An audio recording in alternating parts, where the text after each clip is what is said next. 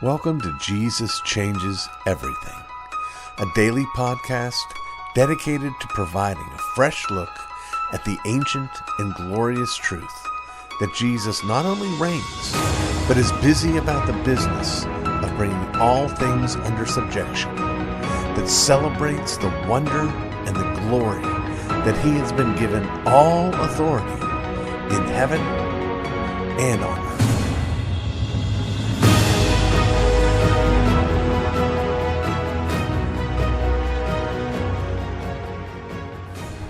It's Tuesday, and that means it's time for our weekly ism. And I have one for you today that is at one and the same time a great deal of fun and yet really quite sad. I present to you Futilitarianism. Not utilitarianism, Futilitarianism.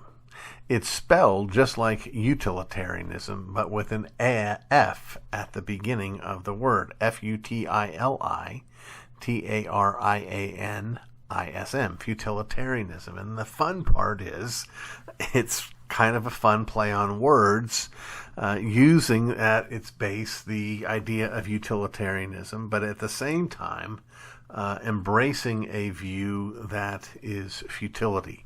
One could argue that if not the first, certainly the most well-known futilitarian was Solomon, who in writing the book of Ecclesiastes, which we need to remember is written from the perspective of life under the sun, not from a perspective of reality, but what the world would be like if there were no God.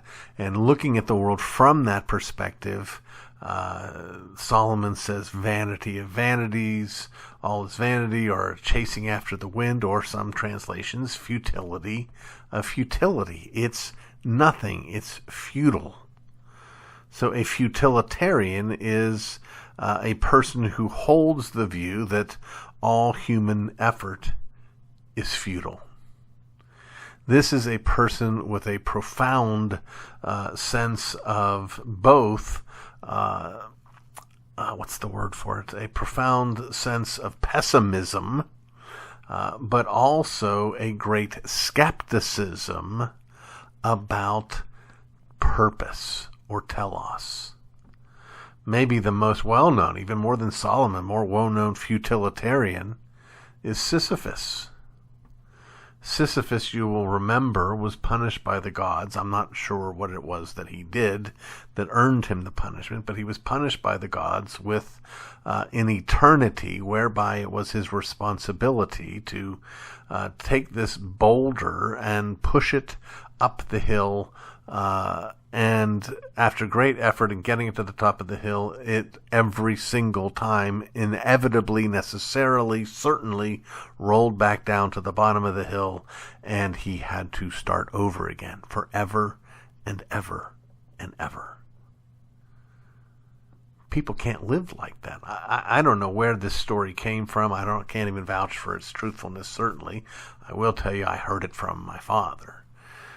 Talking about the maddening hardship of futility. He talked about an experiment where a group of Jewish prisoners in a concentration camp under Nazi control, these Jewish prisoners were forced to labor in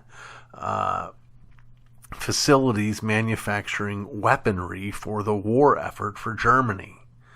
So here they are spending their days with minimal caloric intake, being driven as slaves to work to produce the weapons that would strengthen the regime that was holding them as slaves and hostages and killing them, trying to exterminate them.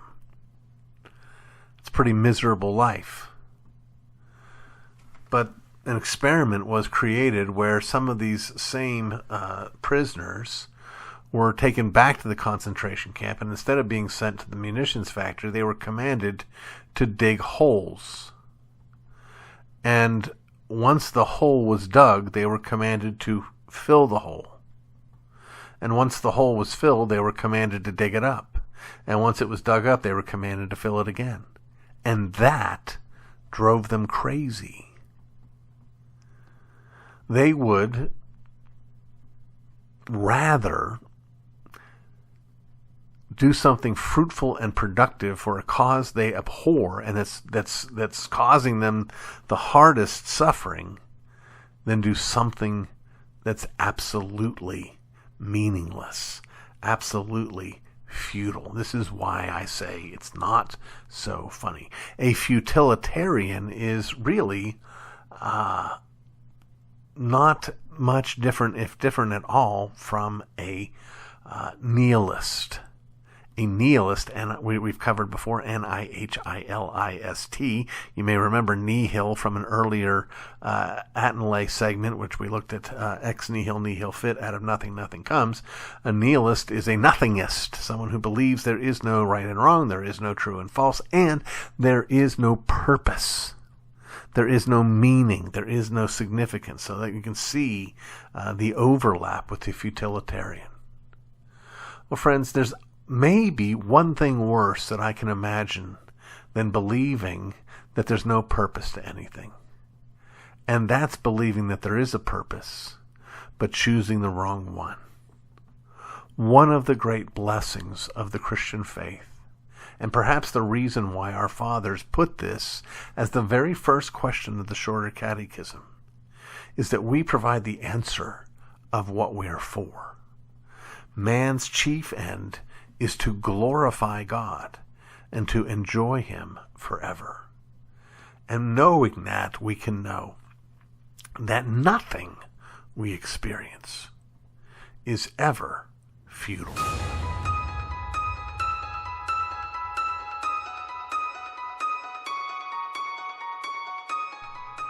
We come now once again to that segment that we have cleverly titled The Parables of Jesus, in which we devote a segment each week to the parables of Jesus. However, we will not do that this week, because last week we covered the last of the parables of Jesus. That last parable is my favorite one, the tax collector and the Pharisee, and we find it near the end of the Gospel of Luke. Now, there are scholars out there in our day who are arguing that Jesus has parables in the Gospel of John. We know that John is distinct from the first three Gospels, those which we call synoptic Gospels, and John is not a synoptic Gospel. That John is less zealous to sort of give a chronological, this happened, then this happened, then this happened, then this happened, and more giving us kind of snapshots of different events in the life of Jesus, not necessarily in chronological order, nor intended to be communicated that way. So there are differences between these first three and the last of the Gospels, though there are, of course, also overlaps. They're all four Gospels. And there are those saying, yes, there are parables in the Gospel of John, the woman giving birth. But one could argue that these are not so much parables as they are sort of brief introductions or analogies. And in fact, as we've been going through this list, I've been every now and again saying, yeah, I don't think that's a parable. I think that's just an illustration. I think for a parable to be a proper parable, it needs to have some substance and length to the story. And so that's what we've tried to cover. Now, my hope is that in this particular series on the parables that we have maybe learned to walk that fine line that I've talked about multiple times, that we don't want to merely dip our toes into the parable and look at one simple, obvious truth in them. But we also don't want to get all wet and dive in and try to find or try to turn parables into allegories where every element of the story represents some other idea. I want us to be somewhere in the middle. I think most of us are prone to that first mistake, that we are unwilling to use our imaginations to see the further picture that Jesus might be giving us. I think that a healthy study in the realm of biblical theology can actually equip us and help us to be better prepared to see some of the maybe less obvious things in some of these parables. I'm not talking about hidden meanings, esoteric meanings. This is not Kabbalah or anything like that. But I am talking about some literary techniques and some threads, typological threads that run through the scripture that can give us a better picture of that. So let me encourage you moving forward to devote some time to the study of biblical theology. Maybe the first person, the grandfather of biblical theology in the Reformed world was the great Dutch theologian Gerhardus Voss. And Gerhardus Voss has a book titled, with all the flair of the title of this series, it's titled Biblical Theology. And I commend it to your reading. It is, though, a bit heavy. Those of you who listen faithfully may remember when we had my dear friend Michael Morales, who teaches at Greenville Seminary, on talking about his book on Leviticus. He is a rising star of biblical theology, and one of his influences, a gentleman that I've got the privilege of knowing, T. Desmond Alexander. And I find him to be both profoundly insightful and eminently readable. And in fact, at the Shepherd's College for our biblical theology class, we will be reading Desmond Alexander. So let me encourage you to pick that up and maybe sort of strengthen those muscles that learn to read story as story and to pull out of stories what we believe the author actually intended. More important still, the function of the parables is not to take the opportunity to show what a great exegete you are, or to demonstrate your sound hermeneutical principles. The function of the parables is to help us walk more faithfully as servants of the King. To teach us. Let's take that Pharisee and the tax collector, and one of the lessons we should learn from that is the importance of humility and the ongoing temptation, even when we confess with our lips that we're justified by faith alone, that we can fall into a Pelagian perspective on our own justification, sort of subconsciously, where we thank God that we're such wonderful people. Only instead of boasting about our fasting and our tithing, we boast about our knowledge, our library, or even how much we know about biblical theology. You know, everything we do on the Jesus Changes Everything is all about changing everything about us. I want us all to grow in grace and wisdom, to mature, to better reflect the glory of our Redeemer, who is also our husband. Jesus gave parables for that purpose. So let's use them rightly. Let's be washed by the water of the Word in this context with respect to the parables of Jesus.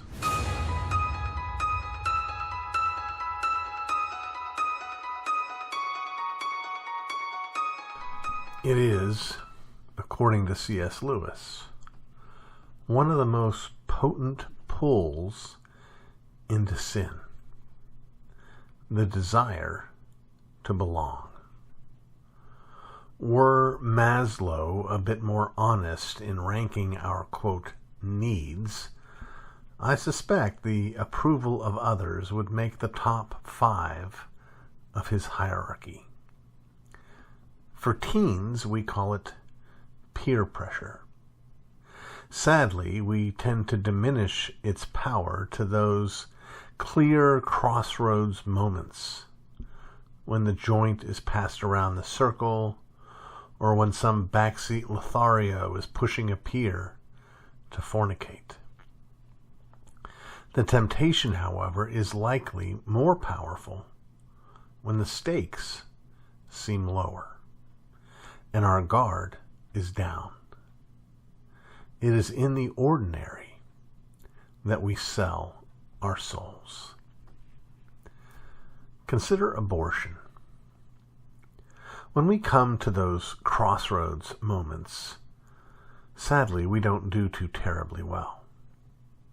1 in 6 clients at your local abortion mill is a professing evangelical. It's a disheartening statistic, to be certain, as we wonder how it is possible that one of us could murder their own. But it tells us something about our desire to belong. First, certainly a percentage of these women never had genuine evangelical or genuine pro-life convictions. But they claimed to have such convictions. They claimed to believe and to be something they weren't, for the sake of belonging, fitting in. Second, when a pregnancy would have led them into shame, exposing their sexual misconduct, which itself could be grounded in getting the approval of a man, the baby had to be killed to protect reputation and standing. It is not, however, just the sexually immoral that have the same problem. We are willing to be pro-life, so long as we're not asked to be radically pro-life. That is, we're willing to ally ourselves with the right side of the aisle to take our position on this political, social issue. We're even willing to get up in arms from time to time when a Kermit Gosnell comes on the scene or when a late-term abortion hits the news for some reason. As long as the practitioner or the reason for or the timing of the abortion is sufficiently repugnant to polite society, we're willing to condemn. In those circumstances where even the pro-aborts begin to blush, we'll fuss and fume. But the ordinary abortion, in the sanitary clinic, because of Down syndrome, before the scientists have to concede the baby can feel pain, that we are generally silent over, that we at best think little of, or at worst approve of, all because we don't want to look weird to our neighbors. We don't want to lose their approval. We want to focus our time and attention on those elements of Scripture that are palatable to our neighbors, the parts about being nice. And there we sell our souls for a mess of respectability pottage. When we hear a still small voice warning us to be reasonable, to consider our position, to maintain our credibility, we must learn to feel the forked tongue tickling our ears. We must learn to smell the stench of demons and the death they love. We must learn that the real challenge isn't whether we will denounce Christ to save our lives, but whether we will be silent over his littlest image bearers to save our reputations. The first thing that must die as we lay down our lives for the kingdom is our reputation. You've been listening to the Jesus Changes Everything podcast, a production of Dunamis Fellowship, the teaching outreach of Dr. R.C. Sproul Jr. If you've enjoyed this podcast, we encourage you to subscribe, which you can do at all the usual outlets, to tell your friends, and to spread the word. To learn more about the work of Dunamis Fellowship, please visit rcsproulJR.com. And join us next time on Jesus Changes Everything.